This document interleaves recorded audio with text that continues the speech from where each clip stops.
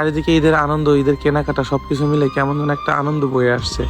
আর এদিকে যে একটা শূন্যতা, কোনো একটা জিনিস অনুভব করছি যে কোনো একটা মানুষ নাই, কোনো একটা মানুষের শূন্যতা, এটা আসলে বলে বুঝাইতে পারছি না যে ওই শূন্যতাটা কেমন কাজ করছে। একটা মানুষের জীবনে সবকিছুতে পরিপূর্ণ থাকে, তখন কিন্তু তাকে শূন্যতা ছুঁতে পারে না। কিন্তু একটা মানুষ ওই যেই জিনিসটা খুব করে চায়, যেই জিনিসটা তার খুব লাগবে, অনেক আনন্দের মাঝে ওই জিনিসটা তার লাগবে, যখন ওই জিনিসটা সে না পায় না, তখন সেই শূন্যতাটা কি সেটা হারে হারে টের পায়। সো আমার ক্ষেত্রে না এই সেম জিনিসটাই মনে হচ্ছে যে শূন্যতা কি জিনিস সেটা আমি হয়তো হারে হারে টের পাচ্ছি।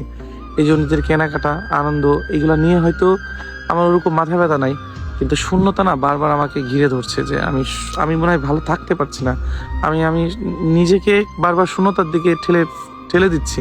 আমি চাচ্ছি ওখান থেকে বেরিয়ে আসতে, কিন্তু পারছি না। কিন্তু সবাই ঈদের কেনাকাটা, আনন্দ নিয়ে সবাই ব্যস্ত, কিন্তু এই শূন্যতা যাকে একবার ঘিরে ধরেছে না, সেই মানুষটা কখনই আর মানে আনন্দের দিকে ফিরতে পারে না।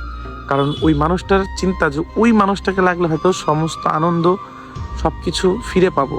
কিন্তু আমরা যে বললাম না, যে মানুষ যেই জিনিসটা খুব চায়, যেই জিনিসটাকে চাইলে বা পেলে ওই মানুষটাকে আনন্দর অভাব থাকবে না, কমতি থাকবে না, শূন্যতা তাকে ছুঁতে পারবে না।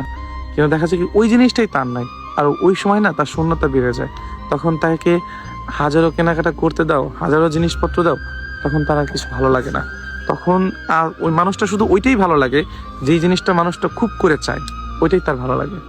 সো এর জন্য শূন্যতাটা না কাটিয়ে উঠতে পারছি না। যদি পারতাম তাহলে আমারও মনে হয় আনন্দ বা এদের কেনাকাটা অনেক সুন্দর হতো।